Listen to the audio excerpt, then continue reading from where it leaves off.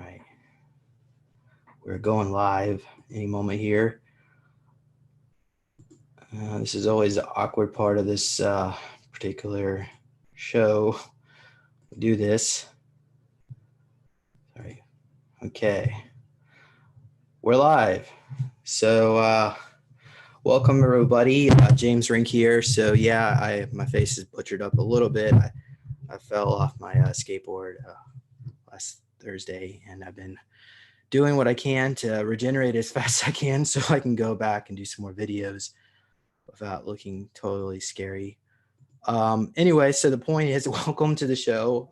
It is June 17, 2020. And today we have Debra. She is an SSP asset and Ultra Soldier and was trained by Darkfleet and the Mars Defense Force as a military asset. Her father's Army military records were burned in a fire, and additionally, her military records were also destroyed. Debra thinks she worked with her father within the SSP.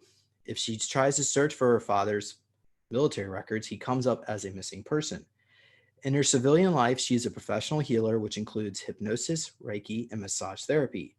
Today, we will be talking about her memory of recall of being on Mars in the mid-1970s. And I don't know if we're going to get through all this because that may take like over an hour to get through all that, as well as her recall of an experience in Area 51, a Dark Fleet training exercise. And it's not just training, like a short-term training. It's more like you were there for years. I don't know if we're gonna have time to go in the Venus group, but if we do, we'll try Ashland, and some of that information was shared with Peter the Insider. If you saw the Ashland content and much more. So this is actually, yeah. So Debra is the one who provided us the information on Ashland.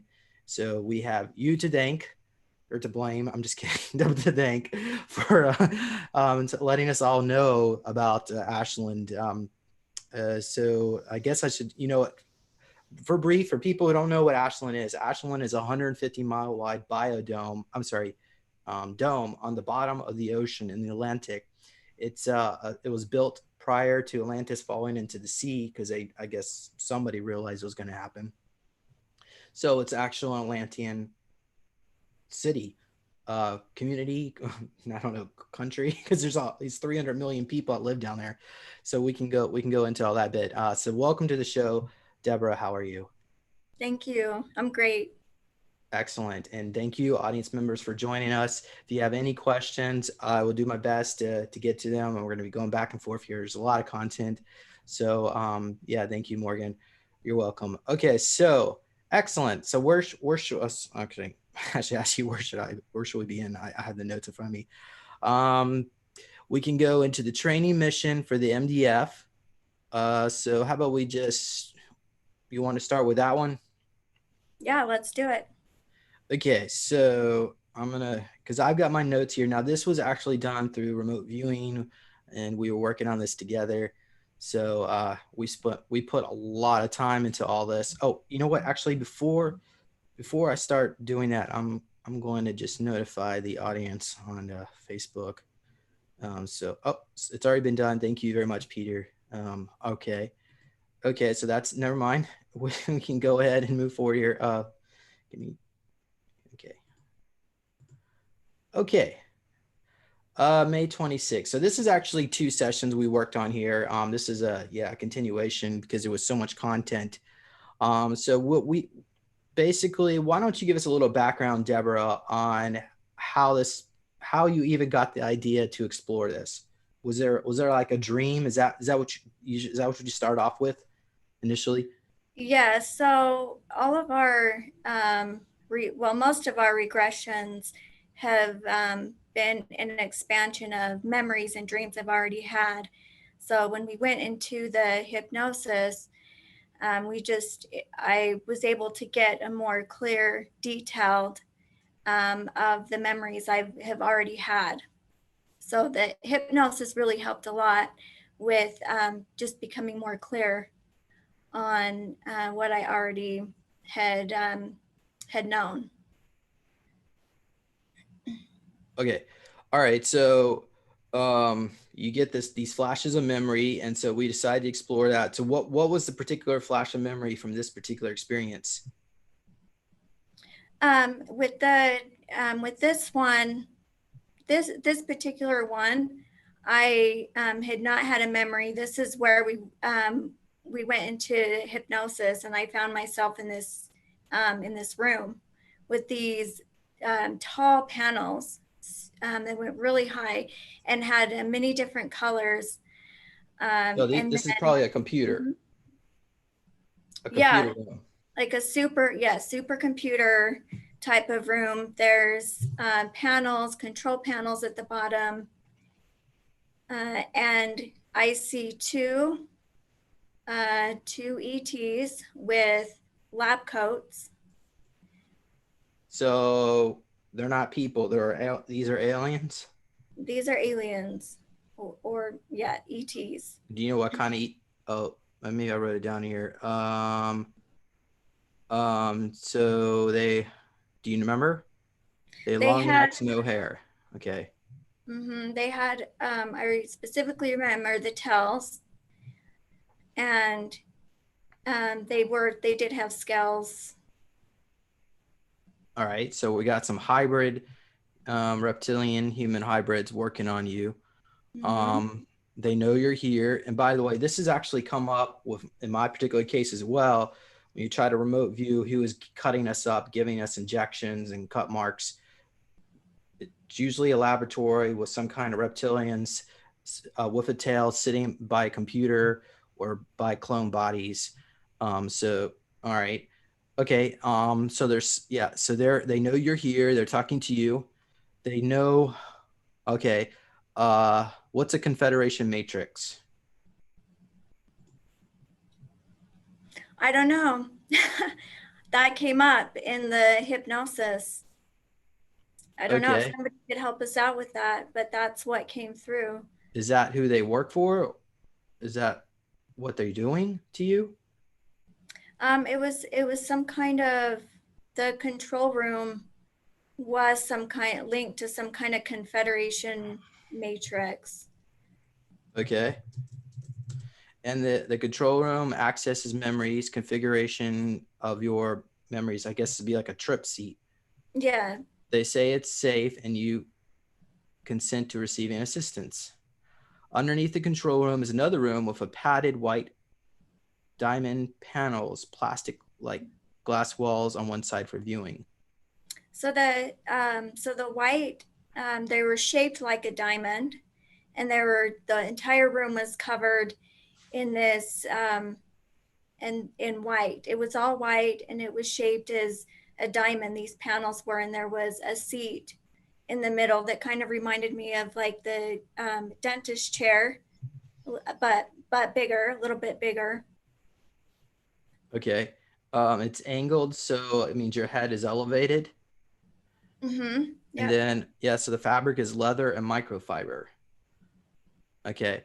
So when you sit down, the chair straps come up around you and they kind of lock you in place. Mm-hmm. So, okay.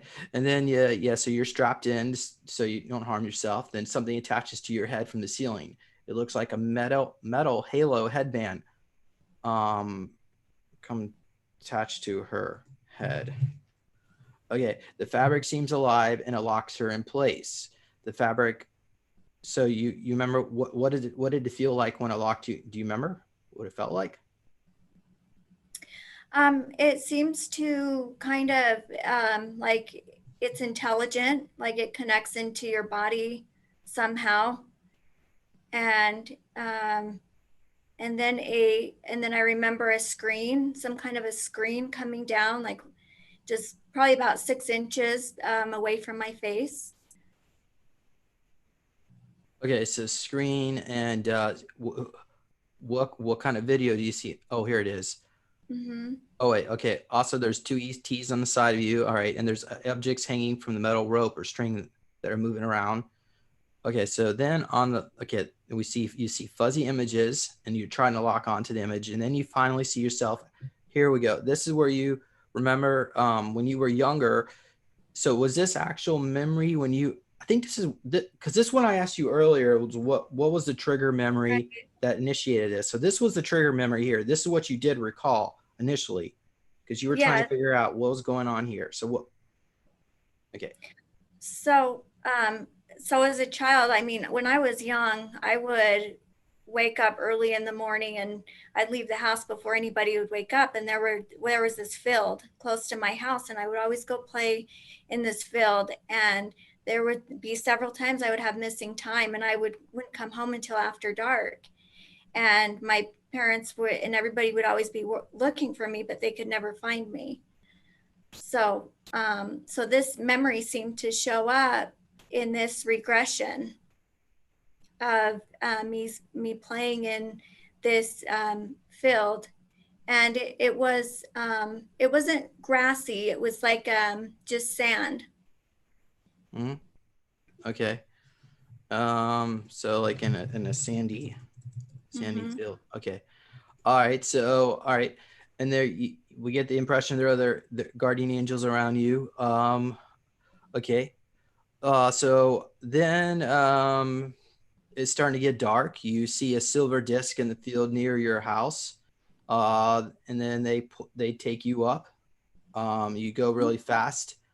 Um, then you're on a spot. Okay. Are there any other beings or occupants on this vessel? Yeah, there were human looking people, um,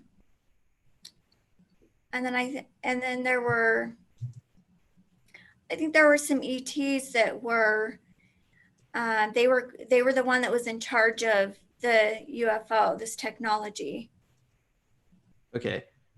So it's like a smaller ship, like a scout ship, Yes. maybe five, Mm-hmm. 6 people, Mm-hmm. perhaps. Okay. Exactly. The ship goes up. Yeah, I know. Then you go to a jungle planet that has a lot of volcanic activity because you're now near a lava flow. Um, so this you feel like this is a second home to you. There are humans here, but they don't live in buildings. I guess where do they live? They don't need them. They're not like the houses we have here. They're a lot more simple, because they don't, the environment there, you don't need the structures that we have here.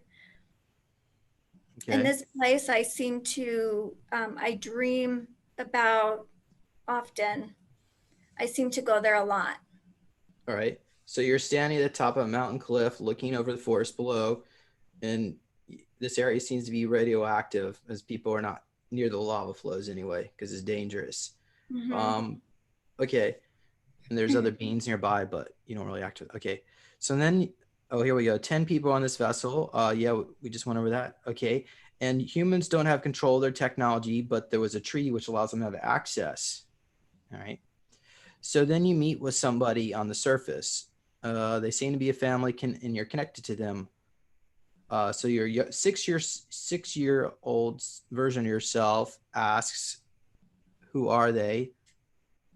Or, okay, I guess you took over their body, your younger self, and to ask them that, and they say both these human ETs are part of some federation, and you're told you're on planet Mars. So how do you explain that? Because the pictures that are coming out of NASA shows Mars as being a dry desert world. Well, It's you not. know, there's some places on Mars that aren't desert. That NASA's showing that, but that Mars is not all desert. There's areas that have trees. Okay. So that's what they want us to believe. Okay. So in this tropical region, there are a lot of trees. Okay, and then so that's where you're interfacing here. So now you see a portal, and you're moving backwards in time. So I guess we go from the present era back to, well, it was probably the 1970s, but we find out later on that now you're going back to the era of the Mars Defense Force. Um, and we just went over that. So there are also bodies of water on the surface, not big ones. Okay, and then so then when you visit the MDF experience. You see yourself fighting. You start off seeing you're in a fight with a reptilian. So there's a lot of on Mars. There's a lot of territorial disputes between the MDF, the Mars Defense Force, with the reptilians, the mantis, and there are native Martian humans that have olive-looking skin that live up in the cliffs. And the MDF was always trying to figure out where they all lived to get rid of them or relocate. I really hate to say get rid of them, but to relocate them on a space station. They wanted all the land for themselves. So there were all these territorial disputes when the Germans settled. So this is what you're seeing. You're fighting these reptilians. He's 6 foot tall, green with brown scales, and he's not wearing a uniform, not even a belt with weapons. It was hand-to-hand combat, and he was very close. So you're in this timeline, about 5'4", and you're very fit, and you're wearing a black one-piece suit. I guess this might be a smart suit. Skin tight, long sleeve to wrists. No one around you is okay. So it's just both of you together, the reptilian and just yourself. So at this point, we work with some subconscious alchemy here, and we pause the timeline because I wanted you to interface with the reptilian, and just to communicate with it, to figure out what the heck's going on here. So the impression that you were getting, and by the way, if you want to jump in, is there anything else you want to add to that, or should I continue? No, I just remember as we were going through this particular regression, I was having a lot of body symptoms, and I was having a lot of pain in my left leg, and my feet felt like I was like needles were being pricked in it, and in my hands at the same time. So I was definitely having physical symptoms from this as I was interacting with this reptilian. Okay. So, all right. And then the reptilian projected a very strong mental strength. So what does that mean? Like the energy was dense? How would you explain that? I felt like it was overpowering, and it would be very difficult to try to communicate with them telepathically because they can control with their telepathy a lot more than we can. Their abilities are sharpened so well that it's difficult for us to communicate with them, but somehow, it started to calm down, and we were able to communicate. So that's when they said, well, that's when he said he was angry. I'm assuming it was a he. The settlers on Mars were taking everything over, and they were mad about it. They want us to leave because from their perspective, we have our own planet Earth, and they just want to have their place. So we apologized on behalf of the MDF for invading their territory. The fighting is very selfish. Debra asked the reptilian if they can help her get her memories back, so she could tell people on Earth what is going on. He's in agreement with it. It's not fair how different groups or races are classified in a certain way. Certainly how humans view reptilians as the big bad wolf, and I guess the mantis as well. They're all parts of creation as well. It would be much more acceptable. Okay, the reptilian, yeah, we were trying to get its name, but he just said Mikkel. Okay. Yeah, it's too hard to pronounce. Okay, so then you were trying to get some information about some project that you think you might have been involved with, this light child, something about bending light in space. But we're still trying to get some more information on that. Maybe in the future we can go into that a little bit more. Yeah, it was just kind of flooding in, and I was just saying what I saw. Yeah. And that might be associated with Kruger. Kruger is a military contractor that's also on Mars. Usually they're contracted with MDF. I did some work with Kruger.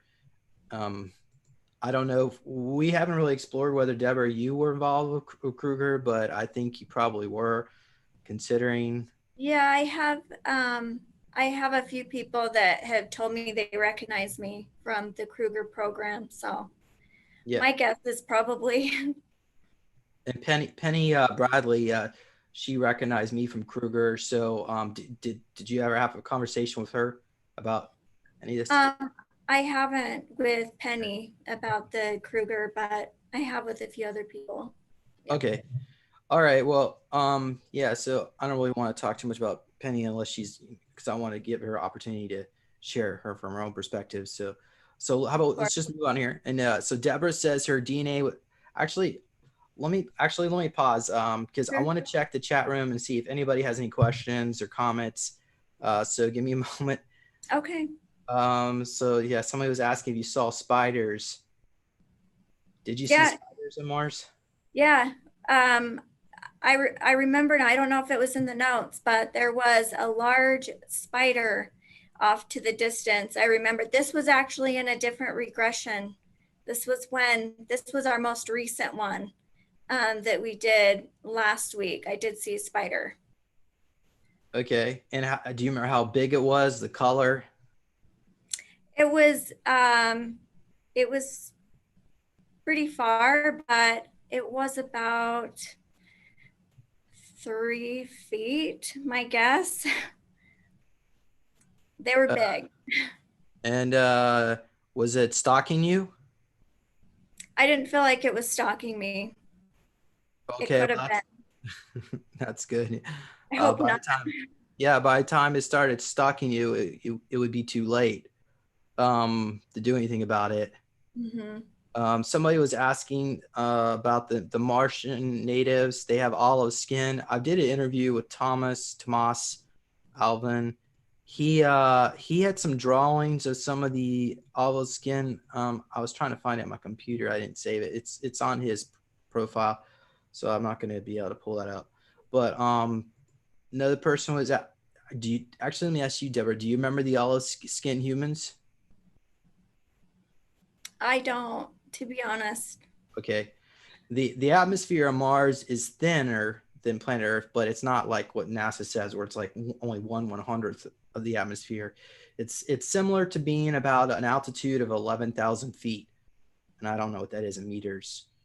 Um, but yeah, so it's yeah, you would need some supplemental oxygen if you were to run. Like sometimes they, I think Tomas showed a smart suit that had this little like tube that came up around your nose to give supplemental oxygen. Do you remember anything like that in your smart suit? I don't remember anything like that. I just know that they were trying to get me out of there in a hurry in the last regression. So maybe when we go over that, we can discuss that more. But I know that there wasn't much on the surface, really. They're trying to get me down underground as quick as possible. Okay. Someone was asking about what abilities you have, Deborah. Um, I think you want to comment about that briefly. Do you Uh, remember? Abilities like now, Yeah, like in like what are well when you were in the SSP, what were like your superpowers? oh, I shouldn't use the words like that, but sure. Well, apparently I can bend space and time. Um, I seem to be able to have like from the Wolverine, like in Wolverine, the claws come out. Supposedly that with my hands and in my feet. And um, I guess I created the youngest to create a training program for SSP. So there's a few things that I recall, some of my abilities. all right. Okay, so thank you, Deborah. Yeah, someone was asking about more detailed experience. So let's continue on with the story. How Okay, about that? sure. Okay, pulling this up here. So now where were we? So we just went over Project Light Child just a little bit, but moving on. So here we go. Going here's a question about activated abilities. So you can heal DNA, apparently. So I guess that's what you're doing here on Earth, Yeah. doing what you're trained at. So then the reptilian suggests you investigate some kind of laser technology. So to help, I guess, maybe with your healing process, but Yeah, I saw a kind of technology that it's the same substance of what the sun is made of, and it had to be through used laser through like a perfect quartz crystal. So that's something that I was shown to me. The sun is too far away for it to have the um, to be able to do this technology. So it needs to be specifically directed through a quartz crystal, and it would be magnified. So it was just a technology that I saw. yeah, well, I know there are some scientists here on Earth who've created certain systems using xenon and neon gases, rare inert gases, that are actually able to do some physical age regression. So probably the regen medbed technology would include technology similar to that. But that's going to be beyond the scope of this conversation right now. So we can, yeah, we could take a long time to go into that. But I'm gonna move on here. So then we pause the timeline again. We pause the reptilian. Now we talk to you while you're fighting this reptilian. So at this point, you say you're a little bit confused. You tell her that you're from the future and you're just trying to figure out what's going on. And your younger self says that the MDF says there's a slave trade war. They're in conflict over people being enslaved on the planet, and they're trying to decide who gets to keep the slaves. The reptilians and the NAZIs are trying to decide who gets to keep, I guess, the spoils of the war. And we're not really sure who these slaves are. Were they? Well, here we go. Okay, they look human. Mm-hmm. Were they the native Martians, or were they actually humans that were brought to Mars back in the 20s? Well, These specific ones, they were not from Earth. They they looked like us, but they were not Earth humans that they were fighting over. So and then I guess it's possible it could be those who were actually born on Mars. But my impression was they were not the Earth humans that yeah. they were fighting over, specifically for this war. Mm-hmm. And that's another quite unfortunate thing that's taken place on Mars is human slavery, or really any kind of slavery. The whole Martian MCC, Mars Colony Corporation, was based on slavery. And there actually was a slave revolt, I think.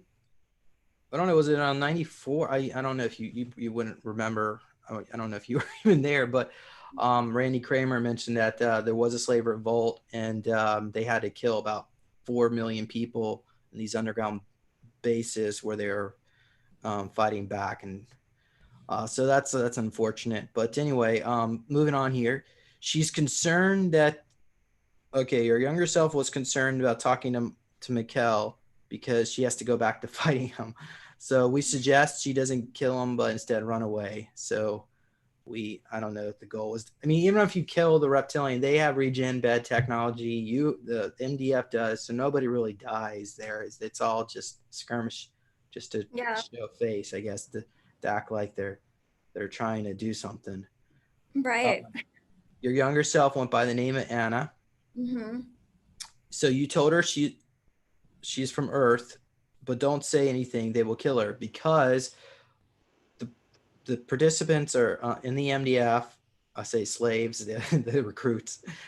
They wipe their memories of planet Earth, or tell them that planet Earth was destroyed and that they were adopted into this German family. They could erase, like, implant memories of being raised on Mars. So they take a child, usually around the age of 6, and then I guess they must have age regressed you from the age of 6 into an adult, or either that you were brought there as a kid and trained in the Mars Academy with a surrogate family. They raised you. We haven't. Yeah, we're skipping some timelines here. You want to comment? I just wanted to say that with the age regression, I've been age regressed many times, and it's like you and I were having this discussion at one point how, I was trying to guess your age, and to me, you look, pretty young. Um, I wouldn't have guessed more than 30, and I'm nearly 40, and people think I'm so much younger than I am.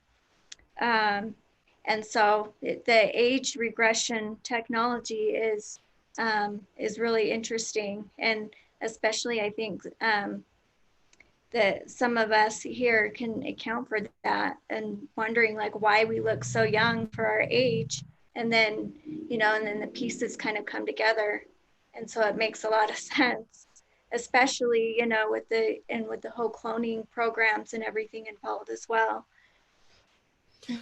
Okay. Well, on Mars, they typically keep you around the age of 35. So after the end of your 20-year and back, they're supposed to put you back, but in the case, sometimes they don't, and they just keep repeating the process. So you can have multiple 20 years and back.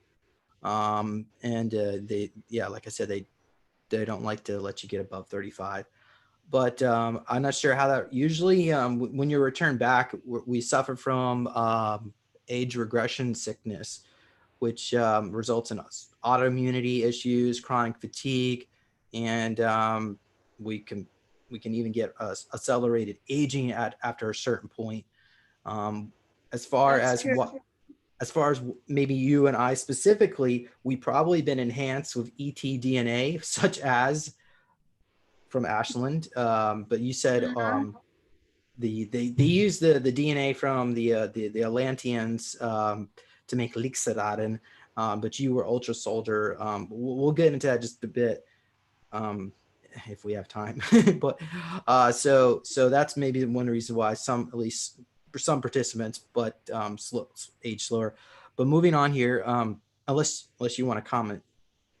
No, that makes sense. Yeah. Okay. Well, how about this? Can you tell us what an Ultra Soldier is? Do you remember? Without me having to pull up my notes. And if you don't, Well, an Ultra Soldier, it's similar. If you want to pull up your notes, go ahead.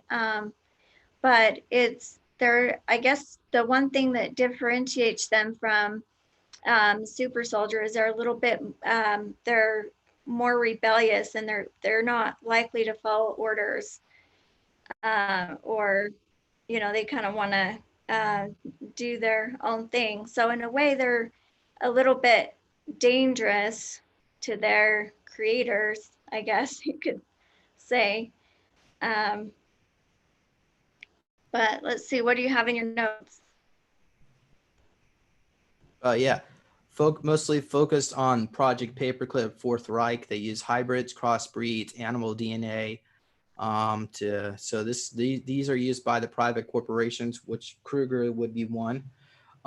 They have access to so Ultra Soldiers are more unstable and unreliable in their programming, and that they were more likely to rebel and not follow commands. They can even convert an animal and use that only as an animal as a super soldier.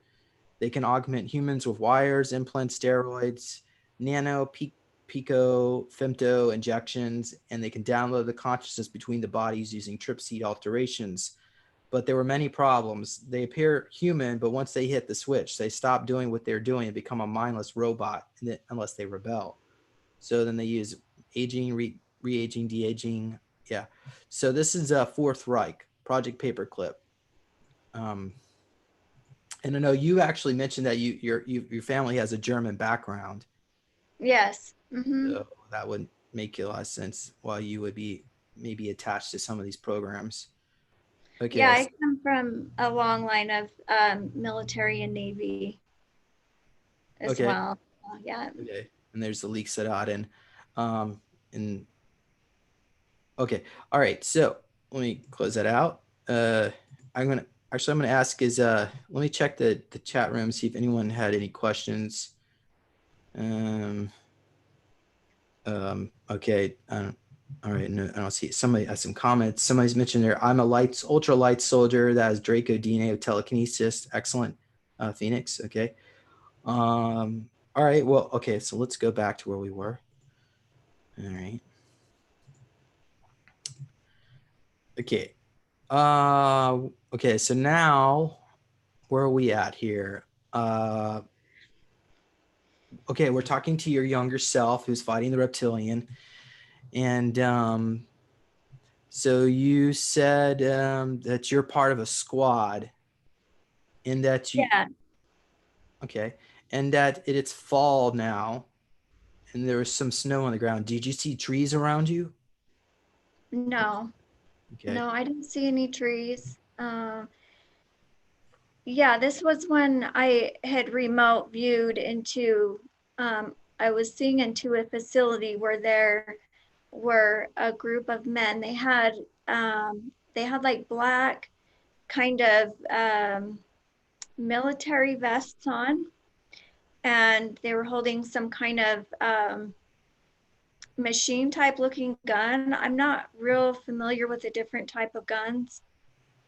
And there was one that I seemed to be able to telepathically communicate with, and he was aware of me and what was going on, and about the earth was still around. Okay. We'll get to that in just a bit. But Okay. was that the guy with the goatee? Was he here? Yeah. Okay. So, Yeah. so there was like a group of, what about the other four guys? We're going to go into that just a bit. Were they all there too? The four soldiers in the same squad? Um, I'm Or, not sure. Some of the faces get blurred out. okay. So I forgot the name of the goatee guy, but the goatee guy was there. Do you remember his name? Because I wrote it down later. Okay. He was he's our point of contact in all this because he comes up later on. So was he the one to suggest to come back 6 months later? Oops. Do you remember? I think that was, wasn't that the reptilian? Okay. Oh, all right. From what I recall. I don't know. Let's see here. We tell her in the future more. Yeah, so they're living on a prison on Mars. It has a homey feel, but don't have very much freedom. It's underground. So no, it didn't say who told you that, but you were told to revisit in 6 months when there was no snow, because there was apparently at that point is when our paths crossed on Mars. Mm-hmm. So we're going to go into that right now. So here we are, 6 months later. We start off with you outside walking around barefoot in the sand of Mars. Yeah. I'm It, just like placed there. okay. So Yeah. later on we explore what happened before prior to that, but well, actually we really haven't explored it that much, but it had something to do with the moon. It was a mission, but okay. So Mm-hmm. it's windy and the And sky. no, sorry. No, don't go ahead. Sure. The recall of the moon and a memory of Kehoe, something related with Kehoe and the moon. What's that? A project, a base, or Some kind of a project that I need to look more into because I kept dreaming about Kehoe, and then I just recently heard Linda Moulton Howe talk about it on an interview, and that was the first time I had heard somebody talk about it, and something related to the moon and the satellite. So apparently, I think that I was leaving Mars and going on different missions on the moon. oh, And okay, yeah, so, all right. Okay, well, I'll have to say that for another time. Is no okay. way. Yeah, we're gonna. we'll be able to go into that now. Okay, so now let's go continue on here. There's a and by the way, the sky on Mars looks similar to what's on Earth, but it's a little bit more greenish blue. Greenish blue. And then you see rainbow lights in the distance from what appears to be like I guess it was an army jeep, old 70s looking army jeep. And yeah, so there's the landscape, and then you see there's a small spider the size of a dog. Was it Yeah, that's where was it hunting you?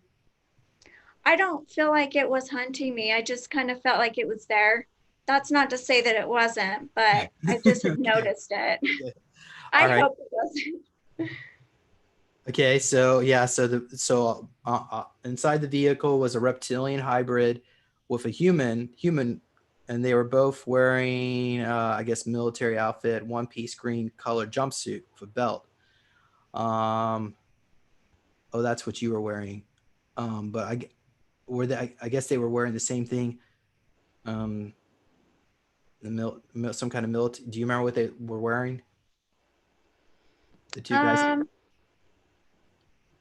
I know, I remember what I was wearing. I don't remember what they were wearing. Um, It's all good. Okay, yeah, so they take you back to a rendezvous point. So we go back.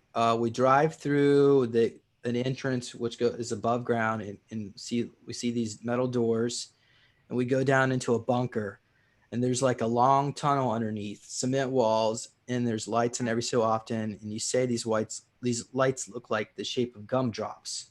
yeah, just the details of them, like the shape of them. Yeah. Okay, so we go past a checkpoint, big guy in combat gear, everything checks out. So then we go into this another area where they park the vehicle, and it's like a large cavern, Yeah, big, empty, dark. But they're about 4 football fields, and then there's an entrance area where people are walking in and out.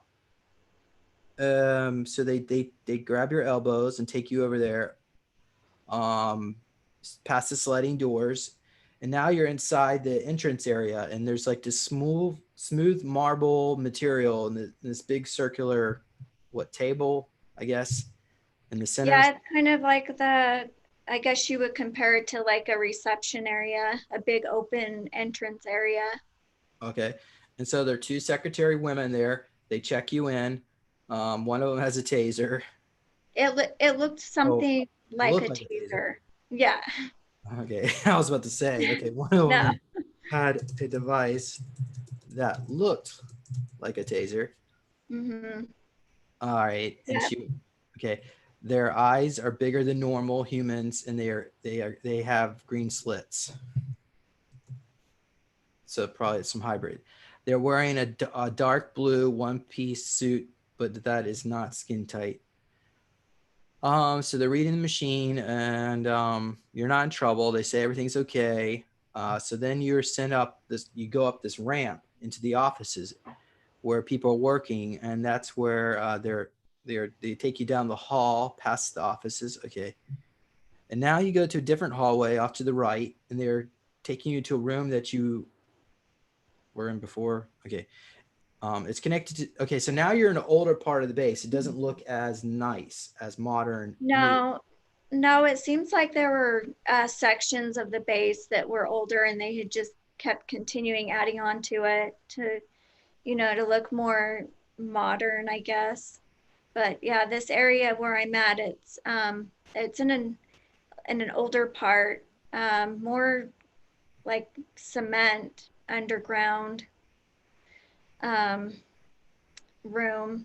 And yep, there was I just remember a table being in the middle. And then they tell me to just sit down and wait. And this whole time though, there's these two escorts um, on each side of me in military type of clothes. So these are the two escorts that were on the Jeep that picked you up on the They sands. were they were not on the Jeep, but these were two. They came in, took me out of the Jeep. Oh, I see. Okay. Mhm. All right. Or whatever it was. I don't know if it was a Jeep. I just it looked like the old 70s type of vehicle with the big like wagon opening in the back. Okay. So there are 4 people there who are wearing combat gear. So these 2 guys go away, and now there's 4 people that come back. You're in this room. Yes. Okay. And they're wearing black vests with the black shirt underneath. Yeah, Black all boots, black. pants that are cargo, look like black loose cargo pants. And one of them has a hat, like a safari hat, like you see in Australia. Yeah. Okay. It So was one more like something he just had for fun. It wasn't like part of uh, part of the standard yeah. military uniform.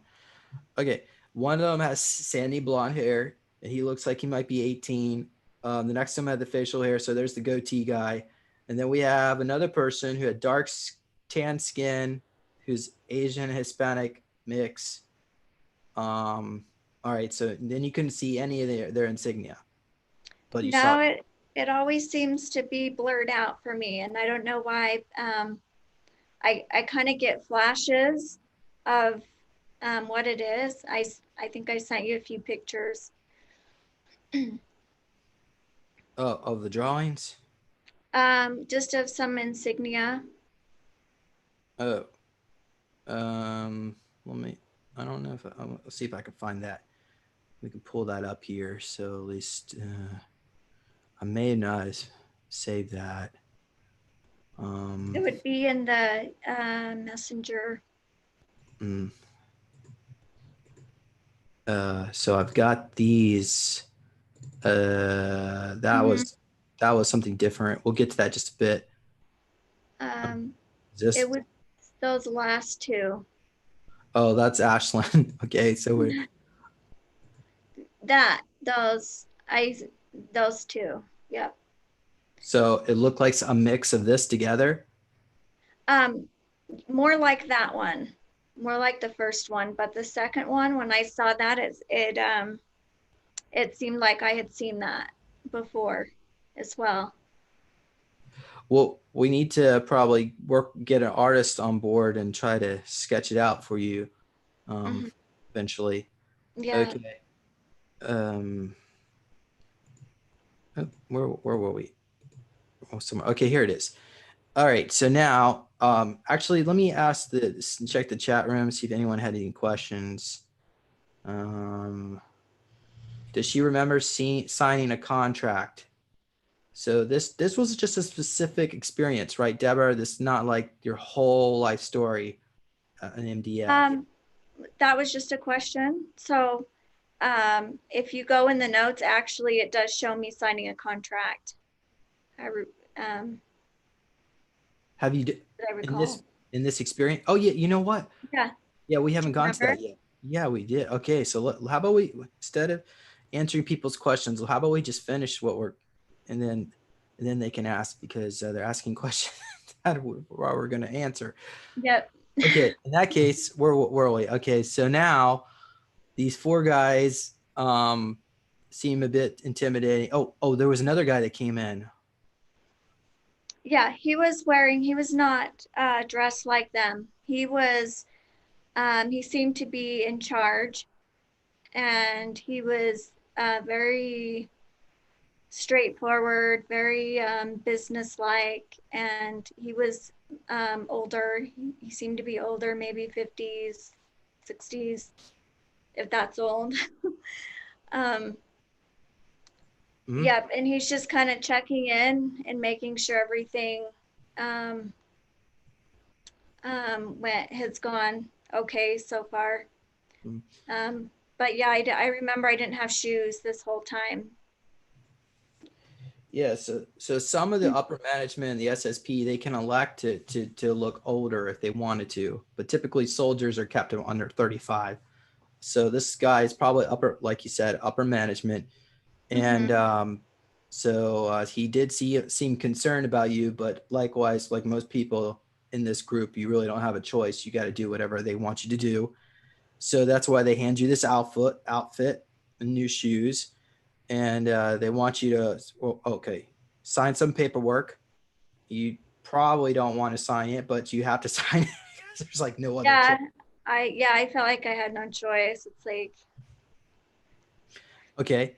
And then uh-huh. you try to make out their faces. Eventually you do. But first, okay. So then a lady comes in with scrubs with the outfit and asks you to change it. So change into it. The guys leave. And then you want to describe the outfit you're wearing here? Yeah, I remember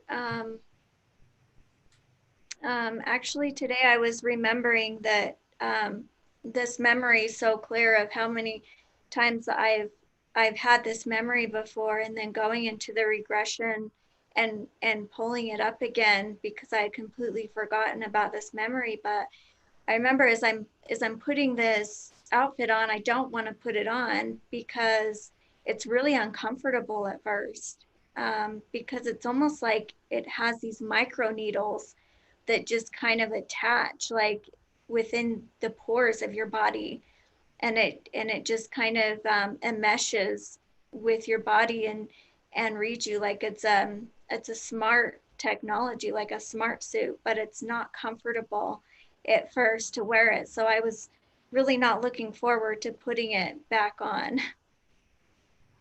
Understood. And Yeah, then the shoes, were they the same kind of material? they were the same kind of material. Yeah. Okay. And it can change colors.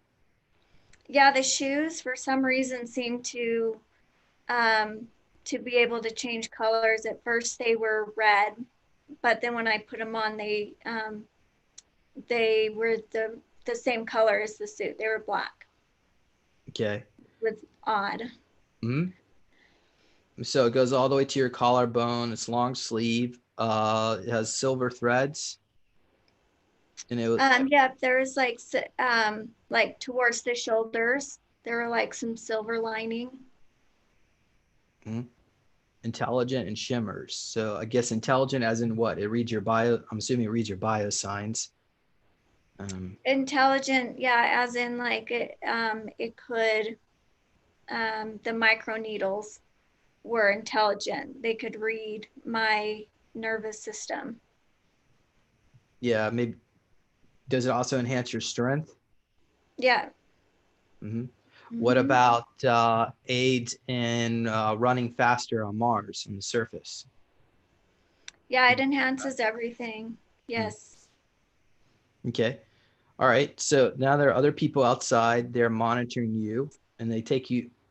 Oh, these are the same four soldiers that initially brought you in. So they're still out there. Um, Yeah, these are the same ones. so now we go to the cafeteria. They say you must be hungry, and there's a buffet style meal. It looks like an old cafeteria. So this is still part of the old section. Yeah. And it's just the best way I could describe it is like reminds me of like a cafeteria room. It's just like a common place where where the soldiers could come and eat. Okay. So yeah, they're gonna show you to quarters afterward. But so you start eating, and there's this weird silence. Everybody's nervous around you. You feel like an elephant in the room. You want to talk about the utensils? Okay, so what were you drinking here?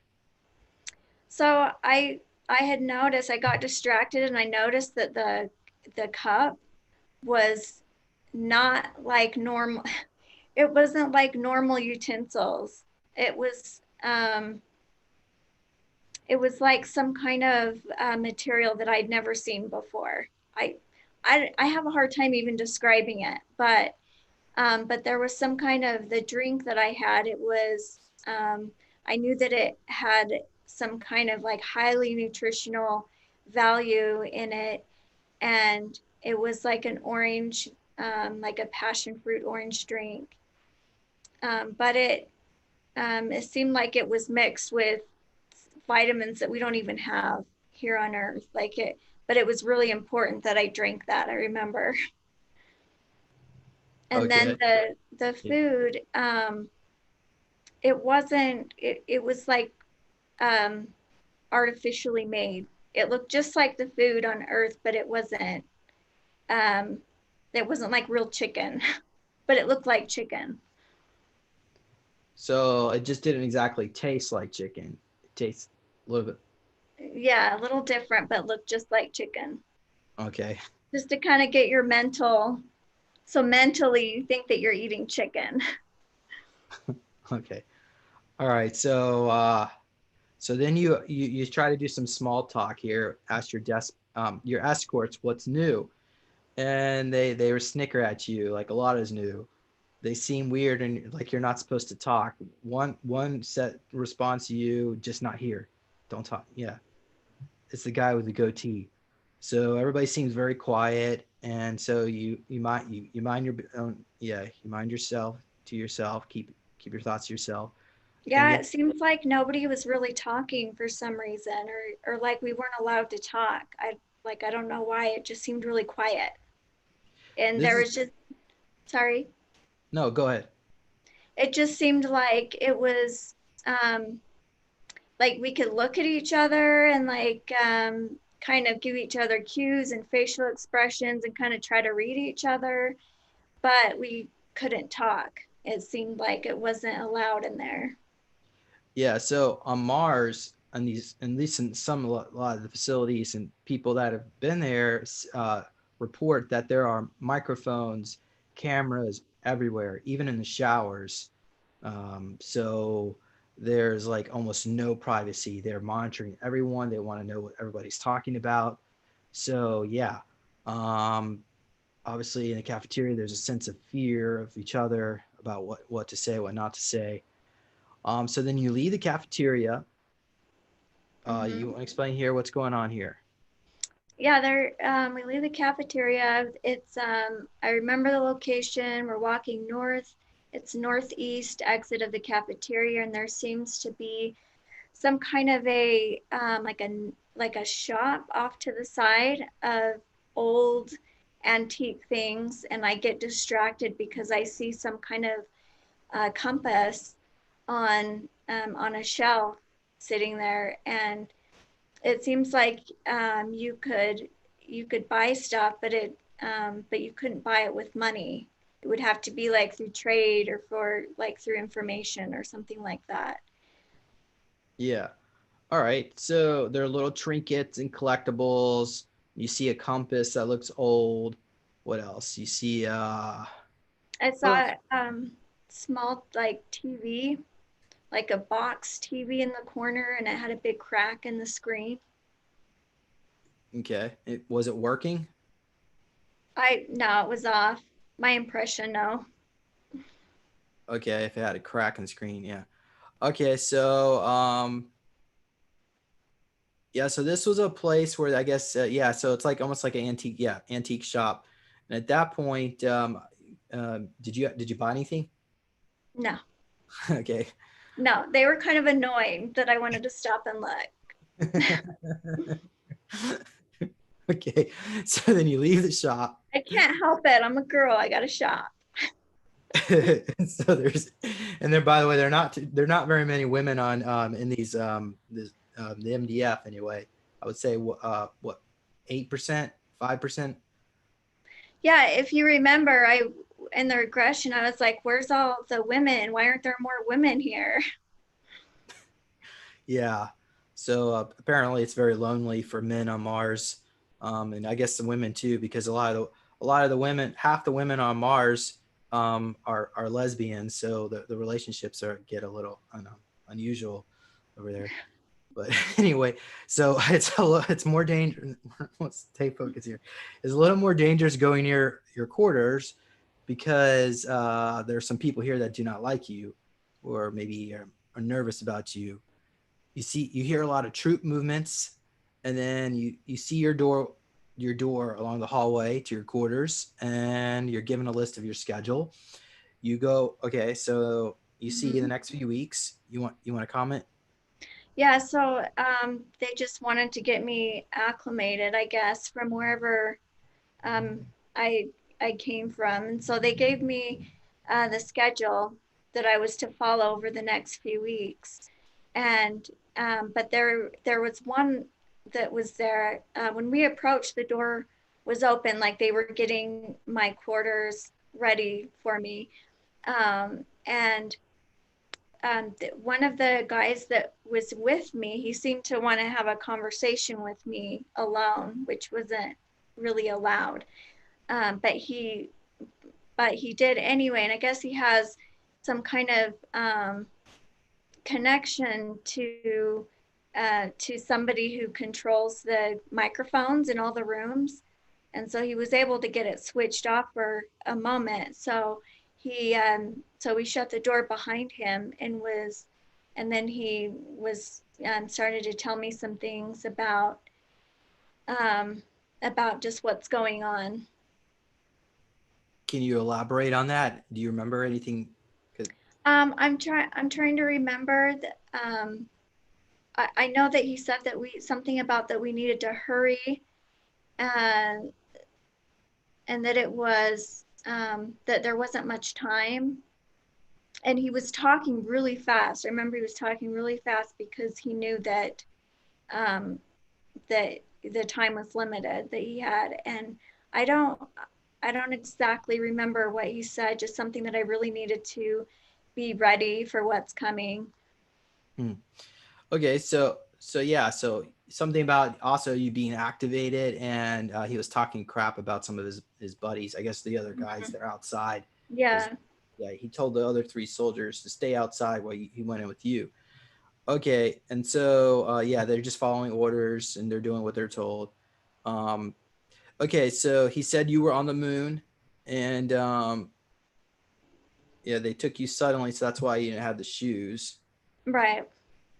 And they say, who took you They suddenly? That's right. They weren't expecting me.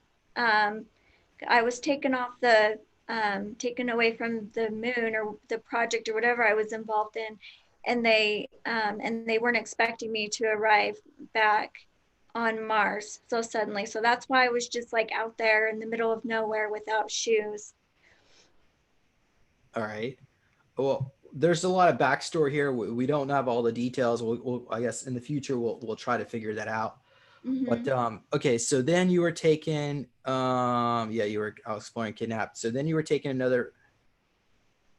Oh, so then you ask if you know James Rink, me, and then at that point he said I was in a different squad, and then then the guy started knocking on the door, and so someone else is there. Yeah, was that the Yeah, I guy? got in trouble.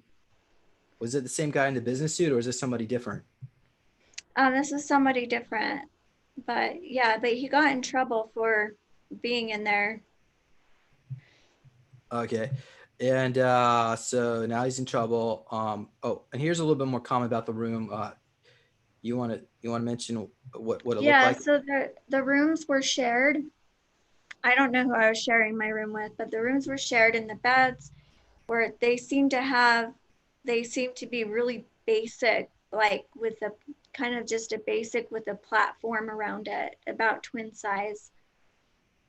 It reminded me of kind of like this just the size of a hotel room. Okay. And do you see any paintings on the walls or windows? No, it's pretty plain. Uh, is there a refrigerator in there or?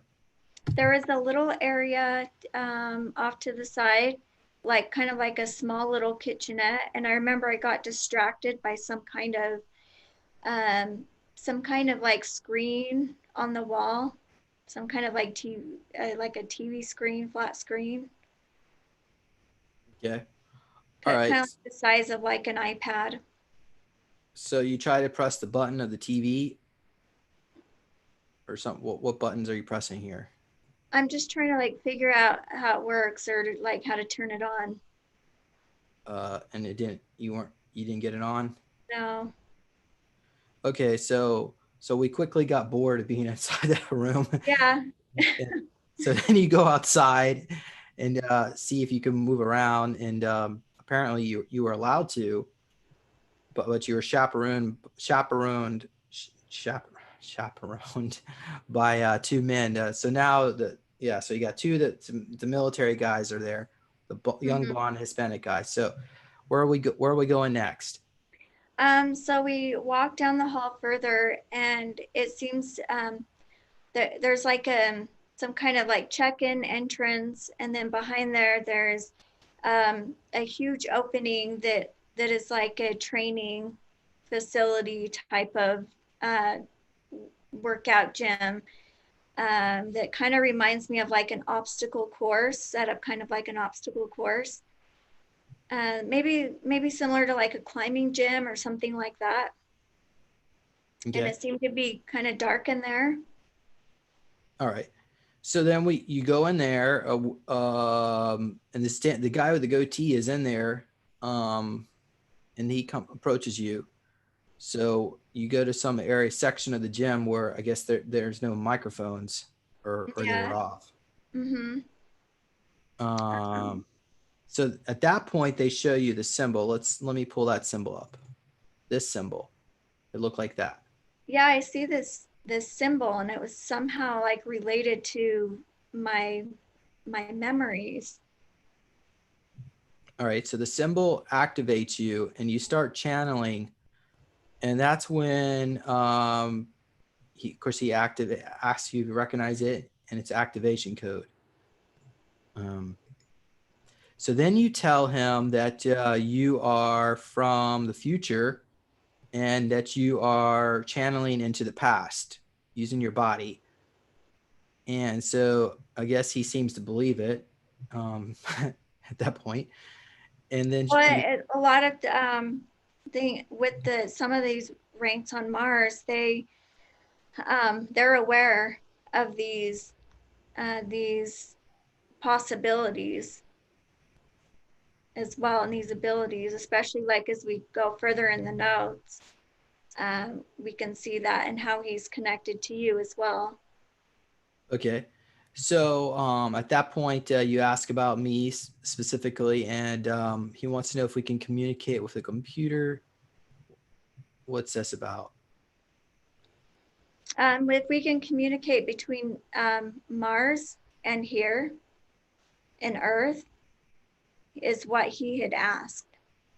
So he wants us to access a supercomputer to go back in time to talk to him in 75. Yeah. So and we tell him that the military doesn't allow us to have access. They won't even tell us they have access to that kind of stuff. But so what else here? What's this? He says he talks to James Rink. If there's James on Um, Earth. so we were trying it when we were trying to go um, back and talk more about you, like the before the 6 months earlier. This is kind of where we were discussing you and asking if he knows you, but we were going to try and find you here in this regression, but you were doing something on the surface of Mars, and so we weren't able to communicate with you at that time. But he says that, but you guys are friends, and he knows you very well. You're like we're high rank on Mars. You were leading um, some kind of battalion in a battle on the surface. And that's when previously in this regression is when I was um, hearing like heavy like military marching type. That was what you were leading. You were leading this group to go fight this battle on the surface. Yeah. All right. So I'm running these squadrons, and I'm in another section of the base, or was outside the base. Mm-hmm. So we quickly told the goatee guy, and I thought I wrote his name down. I thought he gave us his name, but it's probably in here somewhere. Okay, so that's in the year 2020. Yeah, we just go over just quickly as fast as we can about Trump becoming president, and that they still haven't made disclosure about SSP. Yeah, so we're all trying to get our memories back, and then I don't know what this thing about being a clone. Do you remember him saying that? Um, just about that you have other clones. out there. And if I recall, I'm trying to remember this guy's name too, and I want to say it was Rick for some reason, but Yeah. got to be in the notes somewhere. Okay. I didn't spell suspicious anywhere close was supposed to be. Yeah, yeah, the people in the Mars Force, they know that um, something definitely seems nefarious. Okay. So now the goatee guy was interested in people on Earth. He wants to know, is there suspicion that secret space program exists? And we tell him, unfortunately, almost nobody even knows about it, and very few people even listen to the whistleblowers. And a lot of them make fun of us. You can just look in the chat on this conversation, see my point. But he did say there was a merging of the timeline. So what's that about? Um, that's just what he said, that at some point these timelines are going to merge. And so when more people become aware of Mars and they become aware of us, then it's not like we're going to be doing the 20 years and back. Like um, this is going to be here and now for both of us, for Mars and for Earth. We're going to meet on the same road. All right. And so that's when our memories come back to us when the timelines merge. And then at that point, would they be doing so they'll still be recruiting to go to Mars, but you won't be turned into a slave. No. Okay. And then all right. So what's going on here next? So let's go down here. We already went over that. He says he looks up to me. They get okay.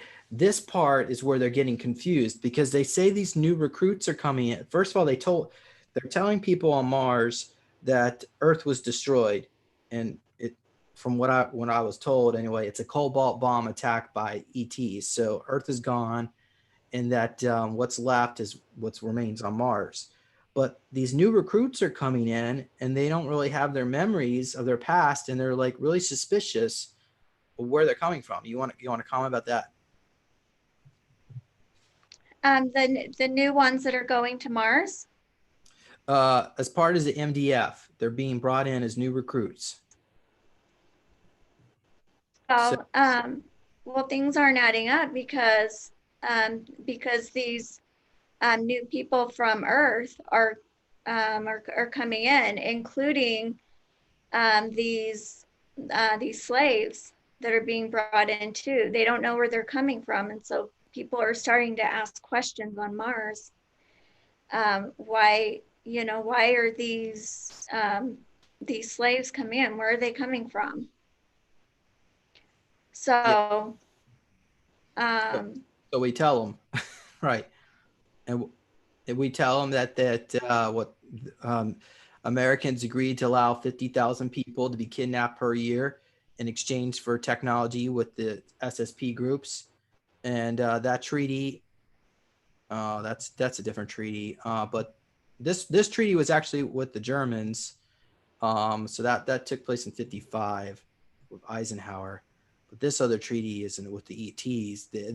The secret space program is supposed to be releasing the technology back to the public.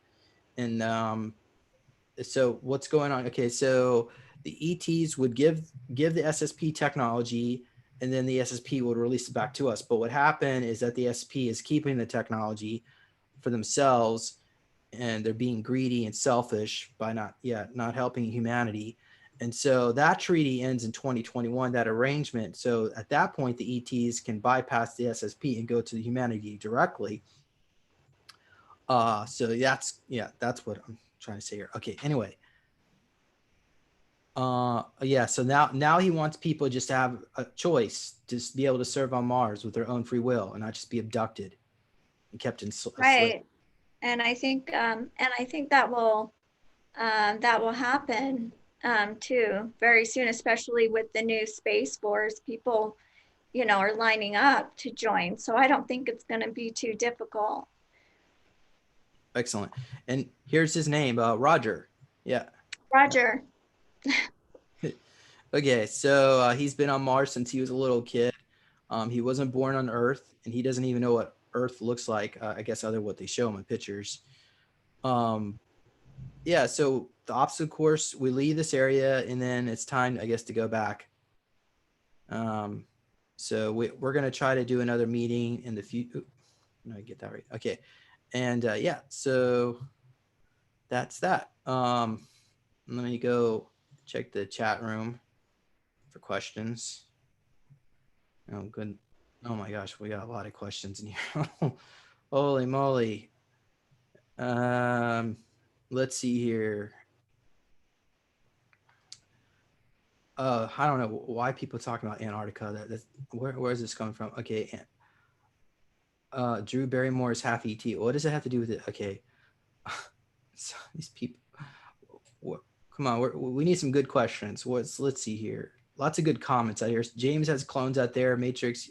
Yeah, I talk about that in my book. They have they have these labs where they keep a lot of these clones in stasis, and they can 3D print them using not just the regen tank, but advanced AI computers. Moving on here. Next question. Let's see here. 6'5", is that normal? In the future, the new normal for human males is going to get taller and taller. Humans are supposed to be about, we were initially about, males are about 9 foot tall in Atlantis. Females were 7, and we can discuss that with Ashland.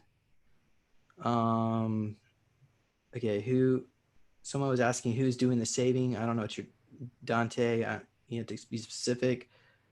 Did the Aztecs go to space? I don't know what, that's not really part of the scope of the conversation, but they probably had access to certain technology from inner Earth. Okay, question: does any physical evidence exist of a Mars base? I guess they want to know pictures. Do you have any information on that, Deborah? So all the bases are underground, as far as I recall, as far as I know. Yeah. So you wouldn't see any from. You can see entrances, I would imagine, from. I mean, there's a lot of photographs out there from NASA, so I mean, you can see some of the entrances in the surface area, but for the most part, everything is underground.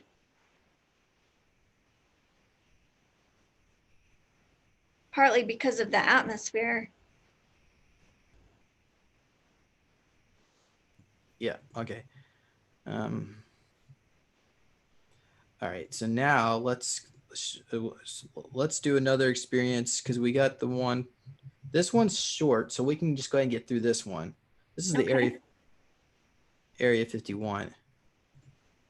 All right. So you had another flash, and yeah, by the way, I did meet George Washington. I don't know. Okay, well, we can. If we had time, I don't know if we'll go, but abduction We area. got to talk about you too, James. Your regression, your memories. Okay, well, we'll do that. Let's just get through this. Okay, so Area 51. So now where are we at here? So what gave you the idea to even explore this? Did you have a dream or flash of memory prior to start? I have a memory. I was abducted, and it's very clear. It's very vivid. This is not a dream. This is a memory. And I remember the physical pain from it. And till this day, I still have physical symptoms and linked to this. So, and then we did a regression and were able to recover in more detail this memory. So, and I remember it was, as we were going through the memory, it was, if you remember, it was a little bit difficult for me at first to go there, because this was traumatic for me. So, but go through it. Excellent. All right, so let me go ahead and share my screen again. And so we start off seeing an old alarm light over the door. I guess you're in some kind of bunker by now. A room that is 12 by 12 foot in size. Why don't you tell us a little bit more? What is this place? Okay, so outside of the door, there's one of those big red alarm lights over the door. I felt like it was a little bit of a warning. Um, so we kind of like went back and called in, my guides and protection, and try to view it as an observer instead of being within the body. So we go through, and I'm standing in the corner, kind of just observing, and I look over and I see myself, and I'm laying on a metal table. My wrists and my ankles are strapped down to the side of me. I see an ET in the corner, in the left corner, doing some kind of a lab work, and then to my right, I see another ET with some kind of device that's it has like an arm with a needle attached to it that's over me, and the machine with the needle goes in through my belly, and at the time I feel like I'm drugged, a little drugged, but I'm completely aware, and it enters my stomach, and I remember the pain. I lose consciousness because of the pain, and then when I come back, I don't know if you want to go through some of the notes so I don't miss anything. Yeah, sure.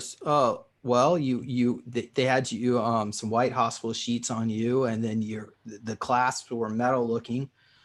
Let's see here. There were stirrups under the table, so they could put your feet in and check on you. I remember the room was really abnormally white and clean. But the floor was textured metal. The floor is textured metal, yes, but the walls and the ceiling um, were white. Okay, and then all right, and they're also wearing white lab coats.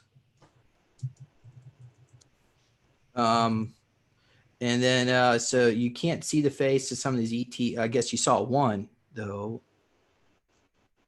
You did see his face. Green brown creature. I guess some kind of reptilian hybrid, or maybe it was a full reptilian. Yeah, originally in my memory, it was blurred out, but in the regression, I could get more clear on who these were. Were they both these creatures, the one on the left and the one on the right with the needle? Yeah, they were the same. Okay. So do both creatures. Okay. And then on the right side, okay. Oh yeah, there was also the glass wall that was see-through, but it was along the hallway, so people could look in there, but you couldn't look into the hallway. Mm-hmm. No privacy. Let's see what else. Okay, so you're numbed down and you feel like you're on drugs. You're scared and you can't cry. And then somebody else comes in the room. He's 6.5 foot tall. Or is this the other person? Because the one on the right. Is this a third person? So this is when, I saw the one in the corner, and then because I kind of skipped ahead a little bit too fast, so then the other one comes in. And then he's the one that's standing next to me when the needle goes within me. So there's two. Okay, so all right, so the left, okay. The ET creature on the left looks about 5'9". And Yeah, he then, was a little shorter. okay, the ET on the right is in a white lab coat and 6.5 foot tall. He's ugly from, I guess, from our perspective anyway. And then, so then you hear a machine. It almost knows what, so it's AI, I'm assuming. It's Yeah, operating. it was operating kind of on its own, and the the reptilian next to me was just basically there, I guess, to watch or observe it. I'm not sure. All right. The needle goes through the belly button and then extremely painful. I could not imagine what you're feeling because they don't give you anesthesia when they do this. No, I felt everything. Because and they're from their perspective, they just erase your memories and you're not going to remember anything. So what's the point? That's what they think. Her head, so you pass out. There's a side glass window, so that's the window into the hallway. The double, yeah, the double mirror. Yeah. Okay, and now you see a red glowing light coming out of the needle. Like, Because now um because I'm observing this memory, so um so from that perspective, I see this red light, and it's glowing kind of like through my skin, and it's surrounding my entire stomach area. okay, you have any idea what that is? I have no clue. I don't know. Oh, okay. Maybe the audience members, if you have idea what that is, you can write in the chat. Okay, so then you see through her skin and inside the stomach area. So, all right. It sounds almost like they're trying to do some kind of work on some alien hybrid child. Have you ever had? Yeah, I don't necessarily. I know this is a personal question. Have you ever had a miscarry? A baby? Um, I know that I have. Um, this is another regression we can do sometime. But I did have a child at 3 months. Um, they were able to be born at 3 months because of the genetic mutations. That child was taken from me, and I've been able to see this child through dreams 4 different times.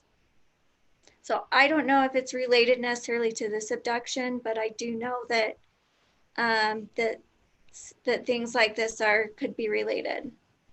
Okay. And yeah, and I understand if that's very personal. We can always say that for another time. But so also, so there is an elevator door in the hallway. A man comes through. He's bald on the top, with no hair on the sides, and wearing a white lab coat. Okay, so he looks at Debra and the creatures and says, "You're all clear to bring her back. Bring her back. I guess back to consciousness, or bring you back home." I I'm not sure. A Maybe button is, just bring me back, or yeah, I'm not quite sure because I'm observing in this hypnosis. So at this point, I must have been passed out. yeah. So the metal clasps release, and then okay, so now they're cleaning up. There's a microscope in the corner with blood in it. One of the other creatures is looking at the blood. So they leave.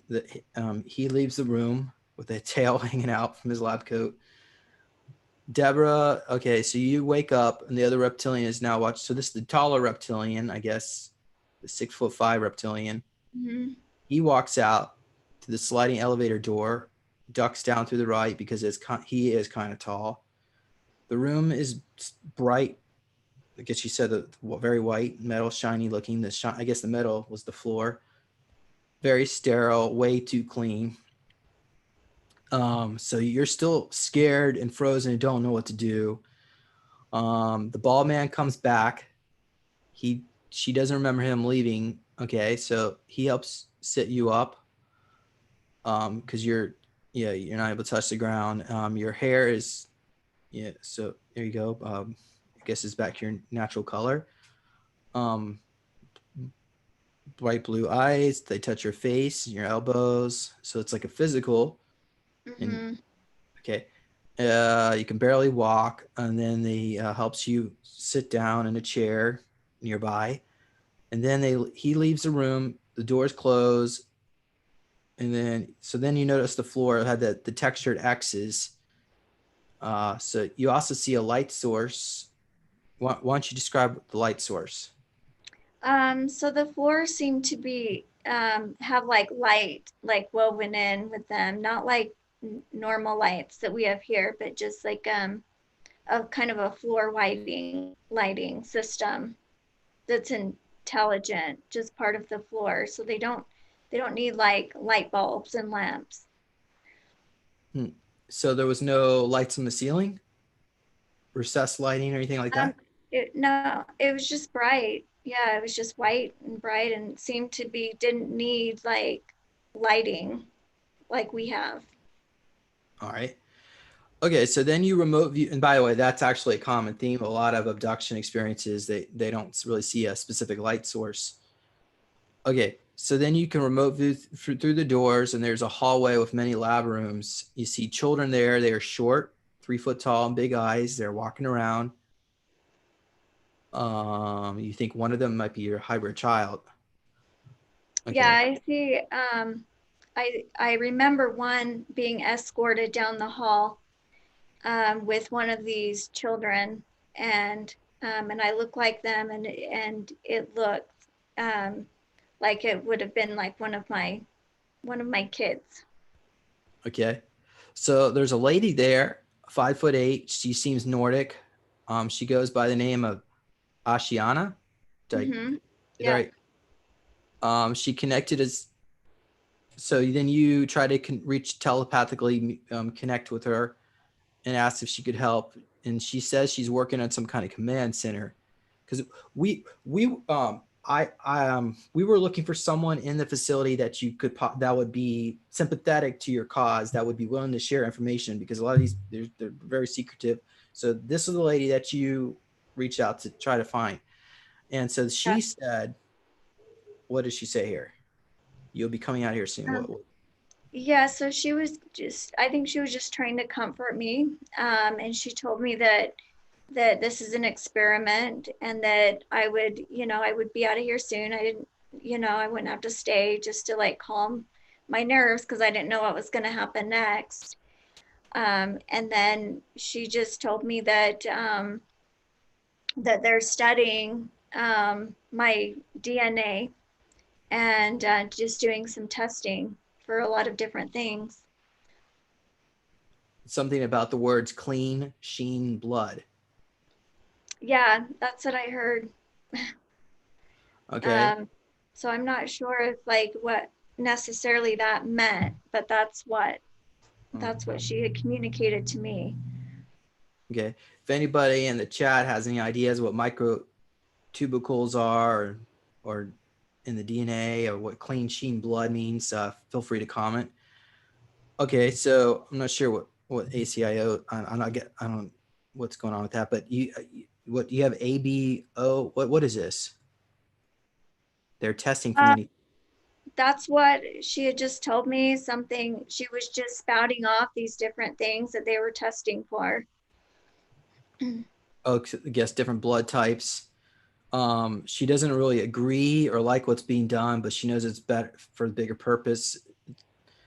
I guess it's a good thing in her opinion. She laughed about you asked if you were a super soldier, and so it's almost like duh. She says you wouldn't like to know What do you like to know?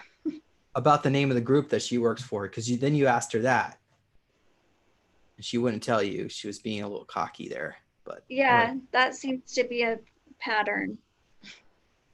Okay. So she says you're related to beings that visit, including, oh, I didn't spell that right. Well, it's Alpha Centauri, Zeta Reticuli. Of course, Word doesn't know how to spell that. Okay, Orion. So these are the these are the Greys and Orions, or what are they? The reptiles? I'm not sure. The Alpha Centauris. What So kind of being? this was just from, this was not a memory. Was an experience I had where I had woke up in the middle of the night, and these three beings were in my room, and they were speaking to me telepathically, and they told me where they were from. Um, so so then that's what she said to what this is related to. Okay. Well, that sounds like a whole another thing we could look into Mm-hmm. future. Yep. So yeah, so we just at this time we had to end the session, and we also give her thanks, and so that was basically it. Your Spirit Area 51. Let's see if anyone has any questions in the chat. Okay, or comments. Let's see here. There's quite a bit of activity in here. I'm gonna move back here a bit. Give me a moment. Somebody says Operation Green Star. I don't know. Okay, I don't know what that has to do. Okay. There are Greys that work with reptilians on hybrid children programs. They choose earthly women and men to make hybrids with. That's I certainly can agree with that. So let's see here. There are hybrid Greys and crystals on their forehead. I don't think. Did you ever see any beings like that? I didn't see the crystals on the forehead, um, but I specifically remember that the beings that I saw, they had a glow to them, and they looked like a type of gray, um, but they didn't. They put off the energy that they put off was more of like a loving kind of energy. Okay, somebody's asking, do I share the notes? I can put the notes on the website. It's just that means I have to edit them and clean up my grammar. It's extra. It takes a long time to do all that, but I can. Okay, so next question is, why would they not use anesthetic? And I thought I answered that. It's because they erase your memory, so you won't recover. They think you won't remember. Yeah, this is true. And a lot of memories I have, I specifically remember the physical pain. All right. What is the air like on Mars, and are there people on Mars who are here to help humanity? Well, the air is thin, it's breathable, um, but it's much thinner air, and and the people from Mars, how they can help here on Earth are people that are like whistleblowers that have been to Mars, that have been on missions the 20-year and back. They're here to help and to, and to share with everybody, what's going on and what's happening. All right. And somebody was commenting, do you know Taya? No, she's another SSP whistleblower that was on Mars. Do you know Taya? It sounds familiar. Okay, well, You know, if you don't know Taya, you will soon, because I'm working to try to get her on here, so we can get her. And she has a lot of recall, and I want to say, um, I mean, 50,000 people are being abducted each year, taken to Mars, and many of us have done more than 120-year and back. So there are a lot of if everybody got their memories back, yeah, it would be a lot of content, more than we could imagine. well, So, it's to get your memories back. I mean, one thing that I do to help my memories is I keep a journal, and every time when I wake up, the very first thing I do before I even open my eyes is that I try to go back, and because in your dreams, there's overlays that gets mixed in with memories from these 20-year back missions. And so the best time to recall a memory is the very first thing when you wake up. And it's not even necessarily a dream that you had, it's because your mind at that point is still into a deep hypnosis state. And so you're able to recall these memories, and it may not necessarily be a dream. So keep a journal every morning when you wake up before you get out of bed, and that will definitely help. Now, I was doing that. I was keeping a journal, and I had 6 months of pages gone missing from it. So I've always wondered Wow. about. I got a bit discouraged. What's the point of keeping a journal if pages go missing? But I suppose you can do that, and pages go missing. And of course, I don't remember what happened in the 6 months that went missing. I guess they wiped those memories too. But anyhow, hopefully that won't happen to you, but at least try. It's always worthwhile. What do you think of our current timeline now, Fab? That will take a very long time to answer that question, so we're not going to go into that. So Keza is commenting, Era Mars is like climbing a mountain at 11,000 feet altitude. So yeah, and the air is a lot warmer than they're saying it is. Maybe what, 55, 65 in the daytime, unless you're in the tropical regions. But it does get Yeah. very cold at night. Have you noticed changes in your SSP recall after becoming a healer, your ability to process emotionally or frequency of memories? And was your decision to become a healer influenced by your SSP experience? Great question, Alyssa. Can you read that one more time? Because I want to make sure I understand it. Okay, so this is like two questions. How about we start with the first part? Have you noticed changes in the SSP recall after you become a healer? Your ability to process emotion or frequency emotions. I definitely do, especially when I became a hypnotherapist, because I learned how to access that part of my mind. It definitely, the memories definitely started flooding back in very quickly as well. Before that, I would have, my memories were more sporadic. And even before I became a professional healer practitioner, I was still getting recalls and memories. But especially more within the last year, they just weekly, several times a week, I'm getting memories. And so I guess they want to know, has your experiences on Mars influenced your decision to become a healer? No, I've been doing healing work for over 10 years, so it's not necessarily. Okay, somebody commenting on here about having a rare blood type. Her grandfather worked at Area 51, some reptilian DNA. Okay, thank you for sharing that. And I just lost. Okay, so someone, let's see here. Breathing air on Mars. I just said that. Okay. All the royal bloodlines of some celebrities have rare blood types. I'm sure there's a lot of ET genetics, and the elites. They're all extension of different empires that think they're in control of this planet. Okay, let's see here. Who else has got some? Are you? Um, hmm. Don't sign a contract, but you should keep writing, following your passions. Excellent advice, Ave. Okay, James is super serious about this. He's not even gang stalked.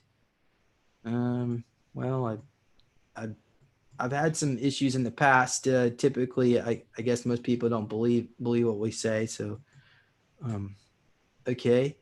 So let's see here. I can comment on that Go, actually. yeah, go ahead. So we are targeted, absolutely. I have black helicopters that fly over my house, and I've also experienced where I've heard electronic voices in my house, and I walk outside, and there's 3 black trucks parked down my street. So absolutely, this stuff goes on. So people that do the interviews and that come forward, it is, it's, things do happen. So Okay. Well, I mean, I do get needle marks and cut marks, but I'm assuming from what I've been told anyway, the SSP and groups in the future are picking me up and still using me on missions. So I never really got Right. away from.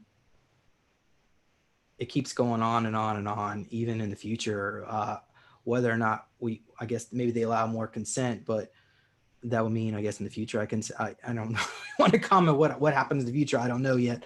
But yeah, okay, so let's go on here. Um, are they okay? We need some good questions. So let's see here.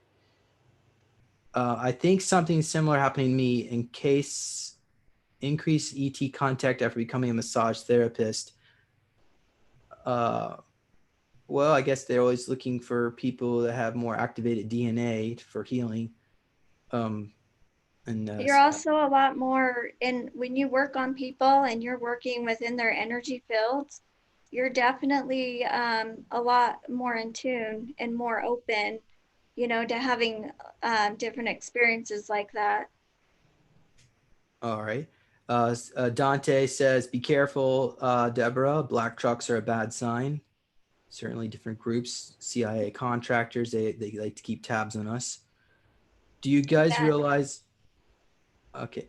Do you guys realize I'm the Great Space Journal? Oh, okay, you need to provide some credentials there. The guy was wearing a sweater and a hat that had military. Okay, come on, people. Some good questions. I've had TI experiences ever since I think by Rude Illuminati. They want to manage my talent.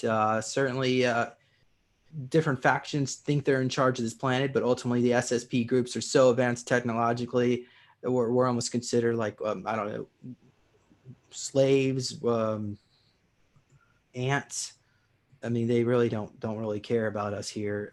So the Illuminati, whoever the elites that they're going around taxing us, draining us of our money through fiat currency and um, loans and interest payments and all this. So yeah, all that, these people, none of that really matters to them because all these breakaway civilizations, they're so advanced technology, they just don't care. So if we want to clean up the mess, we got to do it ourselves. So, okay. Does Deborah do hypnosis sessions? Deborah? I do. Yes, I do. How can, Absolutely. how can we find out about that? Do you happen to have a website?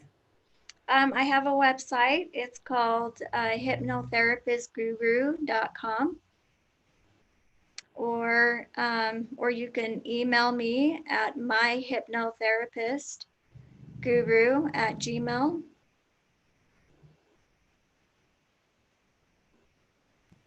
Okay, I'll put the link to that. I was just going through my notes because there's so much more we can go over because we didn't discuss. I don't think we're going to do this today because we have the swimming on Mars. That was the with Dark Fleet training, um, a whole Mhm. timeline where you spent, I don't know how many years you were there, but you were stuck in this base. And the people, the other participants in that program weren't the most friendly people down there. We also have a future city that you visited. I don't know if that's actually in the future or if it's a futuristic city in another part of the galaxy in the present era. So we had that we could talk about your experience with meeting Trump, and then of course Ashland, and then we also can go back in time and talk about George Washington because I was sent back in time through Montauk to meet Washington. But I want to say that for perhaps another time because we're almost at 2 hours here. So Deborah, what are you thinking here? Should I do you? think that's great. We can continue next time and go over the rest of those if that works for you. I think that's going to be a good idea because these other these other experiences are yeah, they're well, the one on the all girl training facility, that was the pool. I mean, that's a page and a half. But We I could do mean, that if you want. If we have time for that, that's fine. okay, I tell you what, we're gonna do that. Okay. Does that sound good? Chat room.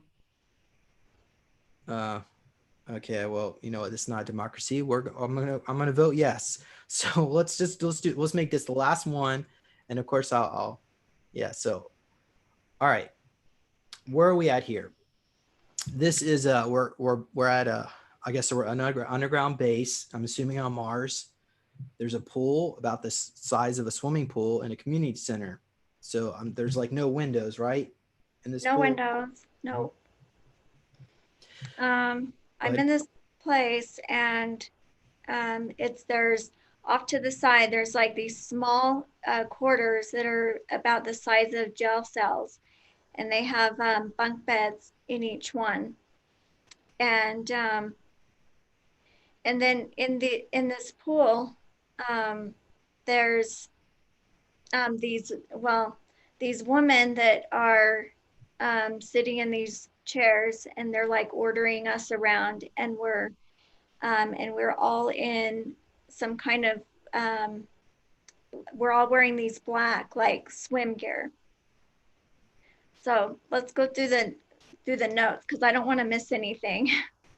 All right. So the quarters look like jail cells. So do you actually see bars or They're not like bars, but there's like little open doorways, but you can easily see in them. There's no privacy. and so these doors are they like locked at night? Can you unlock them and go strolling about outside and I don't know, smoke a cigarette or whatever? Not that you would. No, they're open because the outside area is locked. We can't leave the outside area. Oh wow. So So how do you have an idea how long you were stuck in this particular place? I felt like I was there for like maybe 5 years. Okay. And do you feel like you were 40 years old? No, that most of the girls there were 20, maybe like 18, 19, 20, mid 20s. But there were women who were in charge that were older, and The they instructor, were, what's that? the instructors, Yes. they Or they look were like observing. They were more like observers. in charge. Mm-hmm. All right. And were you friends of any of them? I have to ask. I mean, I laugh, No, but yeah, no, these are people none of them really want to be friends with. no. Okay. And were they all speaking German?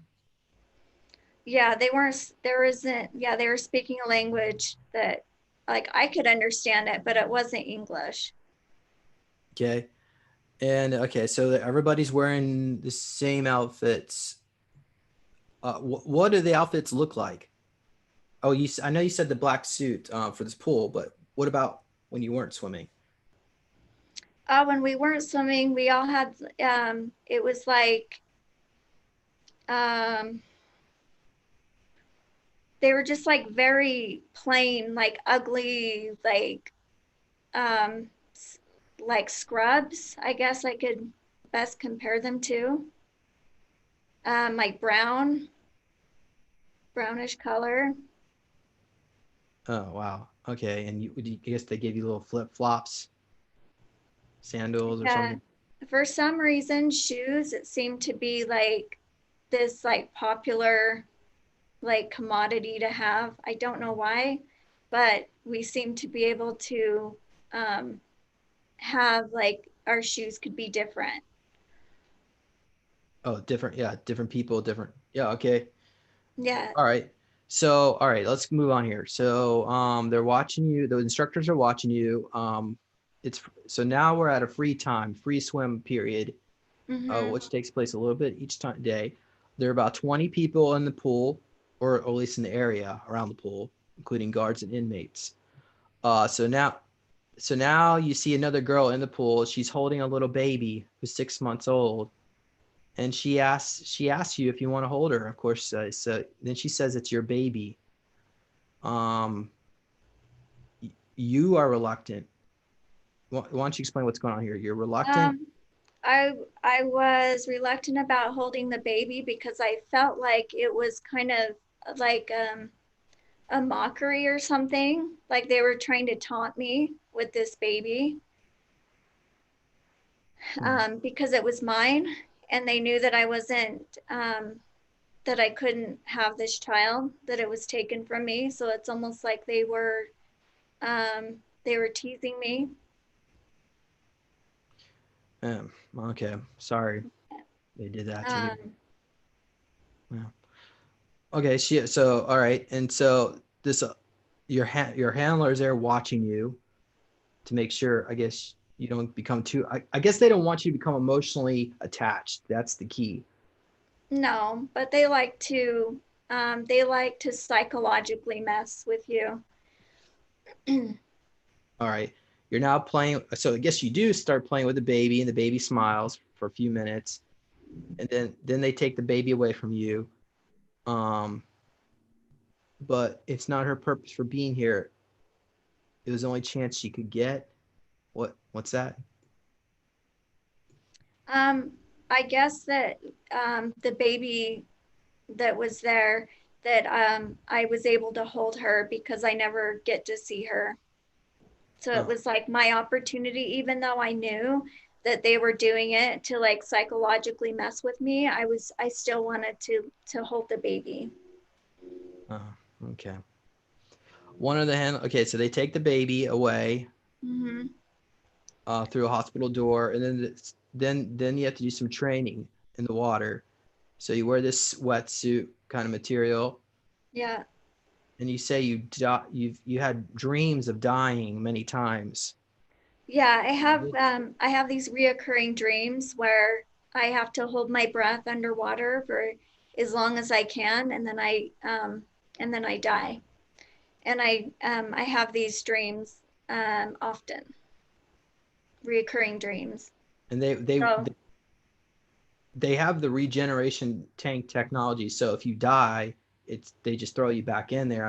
I mean, it's mhm. an inconvenience because you'll probably be down for a couple hours or whatever it takes to rejuvenate you. But and yeah, and to this day, like it's embarrassing to say, but I don't know how to swim because of my fear is so real about the water. I can imagine. Yes, and then they're tasering you. What's that?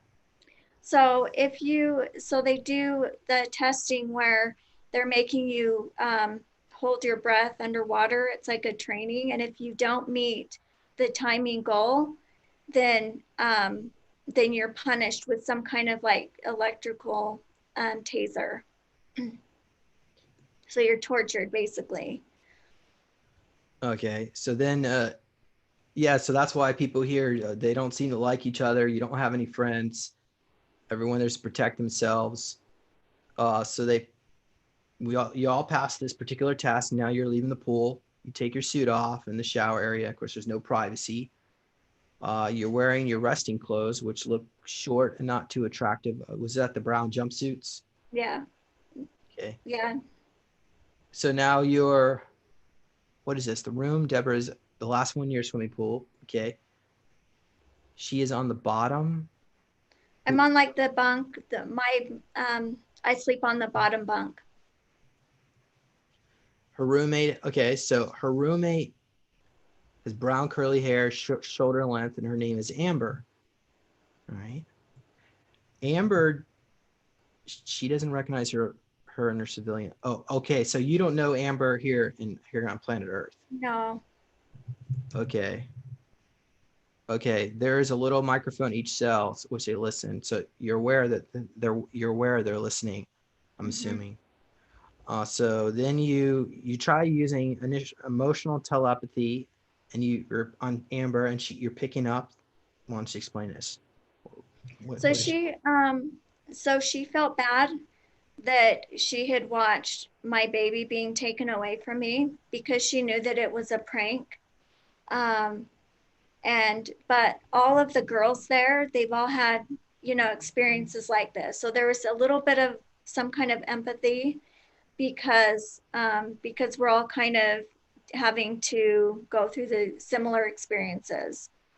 So even though, we aren't really friends with each other here, she felt empathy for me, and I could feel that. All right. so now I guess you're still using telepathy because of the microphones. You're not talking. Okay. And she says, what? You're on a training mission, or they're training you for a mission. Yeah, we're training for a mission, and they said that we've been here for almost a year. There are no windows, and the handlers weren't there at this point, and we can't leave this room or this facility. Like, everything is brought to us, and we can't leave.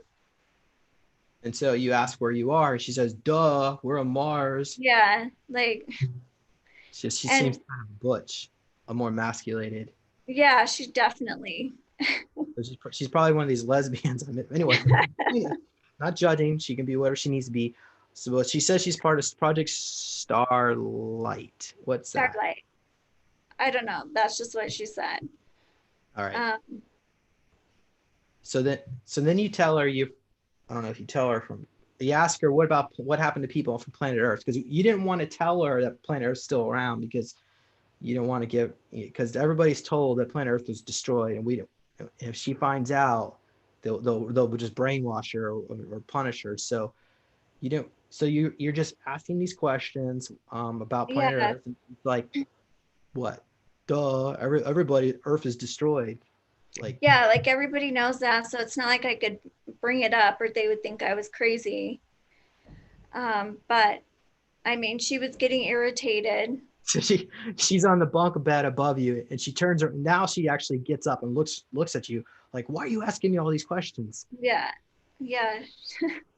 And and she just everybody there is so controlled, mind controlled, that even if I were to ask a question, it's like, well, it's nothing else. Like, what else would it even be? Because this is like all that they know or remember.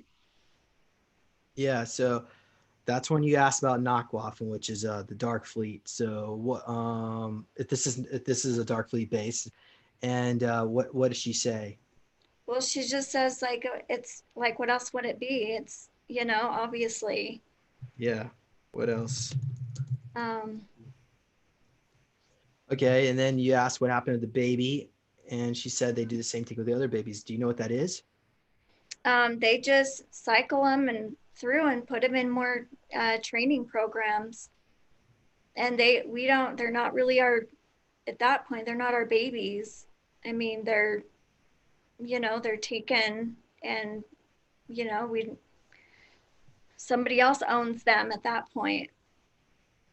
And so sorry about that. And then you find out the name of your baby is probably Andrea. Andrea. Oh, that's a nice name. Were you allowed to name your own baby? Do you remember? No, it's just that just when we asked it, that was the name that was given to me. Okay, so now you both feel like all you want to do is leave. That's why they're mean to each other, because they all just they hate being here, and they just want it to end. Mm-hmm. Yeah. Amber feels very German. She sees swastikas in her mind. And we ask if Adolf Hitler is still. Oops, am I allowed to say that word? I just said it. Well, we ask if this guy, this bad guy, right? As if that's okay. As if he's still alive, and Amber sees him as being a hero, right? Yeah, He's and not he's dead. he's somewhere else. Okay, Debra. Of course, we already mentioned that, and then you're part German. So then we ask about getting out of here, and she hears, what is this? She hears, okay, what's this? You want to talk about? That there's a rumor that we would be leaving this facility in about 6 months. And that the baby will not be in the same facility. It will be moved to, I guess, a different base. Oh, I'm sorry, but no. Okay, that's what they did. So she knows about the Kruger military contractor. Not necessarily this might be Kruger facility, but okay. So then we ask what year it is, and we get 1981.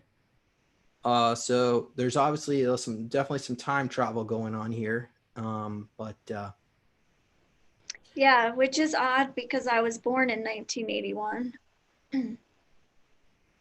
yeah, that's where you were talking about earlier about the timelines merging, because they're pulling you outside of time, and you're doing parallel existences at the same time. So when the timelines merge, these memories are going to come together from the parallel lives to come together. But It's okay, odd too because I mean I remember being born. I remember being a baby. So I have memories that go like really far back. okay. So now let's move on here. We're okay. She's not irritated. Okay, Amber is not irritated with these questions anymore, there's nothing to do. Okay, so she's basically bored. I'm assuming it's dark and you're in the barracks or wherever the bunk bed. Yeah. But she's still very sassy, mocking you in a way. Okay. So then so we try to do an experiment to gain her trust. So she asks you, okay, so tell me who my parents are. If she's trying to test your abilities. So what is this? There's a room of files. What So I was able to remote view and see this room. There is a room of files, and um, and that her parents' names may be in this records in the files. And I'm looking at the files, and I remember looking down at this piece of paper, and um, and I see that she's born in December 26th of 1984, and her father's name is Roger, and her mother's name is Marie. And then I saw that her brother's name was Michael. is that the same Roger with the goatee? Good question. I don't know. Huh. But I remember after this, I actually did um, a search, and I found that these names were in fact connected to somebody named Johansson. Amberlyn Johansson. Amberlyn Johansson. Now the last name might be a little bit off because it was kind of blurry, I mean, still your ability to remote view is very excellent. So I'm not judging you if you get a little bit wrong or misspelled a little bit, but that's still excellent information. But we tried doing a search, at least on Facebook. We weren't able to locate this Amber Lynn, but or did we? Did we? Well, I found some parents, her parents' name connected to Amberlyn Johansson, um, and then the parents' names were Roger, and it was like a Marianne instead of Marie, and so I did find that connection on when I did some researching. Okay. Well, as I said, there's 50,000 people per year being abducted into the SSP. So she's probably out there somewhere, and maybe she'll watch the show someday, thinking that this is all. What is this? I see somebody there. She looks kind of familiar, and like, oh well, hey, that's me. Who knows if that happened or not? But It's possible. yeah, okay. So then you turn around, tell Amber what all this information, because at that point Amber doesn't even know what her date of birth is, right? And her parents. No, no. So you tell her this and she's like shocked, right? Yeah. Because Amber doesn't even know if that's her real name or the name of her parents. So now she's shocked and she believes you, but I guess we conclude the session. Huh. Anything else you want to comment about this? Um, More than anything that I do, I try to do some after we do regressions like these. I try to always do a little bit of research, just for confirmation and put the pieces together. So finding an Amber Hansen and with those names connecting is, just, confirmation for me, because sometimes it's easy to doubt ourselves, and wondering if like we're crazy, because you know, if I was somebody, else other than me, I would have a hard time believing me too. So personally for me, it's just confirmation for me. Okay, thank you. Yeah. All right. I'm just going through the chat room here, and we can wrap this up just real quick. See if there's any other questions. Someone wants to know about leak Sedatin. Oh, that's gonna take way too long. Yeah, that's another form of that's a Nordic super soldier. The Germans work on them from Antarctica, but another time. So let's move on here. Let's see here. The Germans are mostly people. Okay, not. Um, uh, come on, people. We got to have some good questions. Let's see here. Even health system is from America, public health, and WHO. Okay. Can the no, I don't. James, how many mattresses have you? What does that have to do? Okay. Okay, these are all dumb questions. Not all of them, but it seems like our audience members are not really paying attention. Not all of you, not all of you. I'm not judging all of you, but anyway. So at this point, I want to say thank you, Debra, for coming on here. I'll put the link to your website on here in the description. And audience members, if I wanted to just share something here. So be sure to visit my website. You can get a meditation cube. You can also get my book to learn a little bit more about my story, experiences. And yeah, this helps support the show. You can also visit my website at supersoldiertalk.com. I will put the notes, eventually get around to it. It might take a week or so. I don't know how long it'll take me to get these notes on here. But yeah, all the links will go on here, and you can make a donation if you want to do that too. And check out some of the other content. Be sure to check out Johan. He's yeah, really detailed information. So there we have it. Be sure to subscribe to the channel. Thank you again for listening in, and thank you, chat audience, for at least some of your contributions here anyway. And yeah, we'll try to get you on here. It might be, I don't know, maybe another 2 months or so, because we're gonna come up with some more details, and then we'll come back and also review some of the George Washington stuff. So I know some people probably wanted to hear that, but sorry we're not able to get that today. But anyway, I have to go, and thanks a lot, everybody. Bye-bye. Thank you. Bye-bye.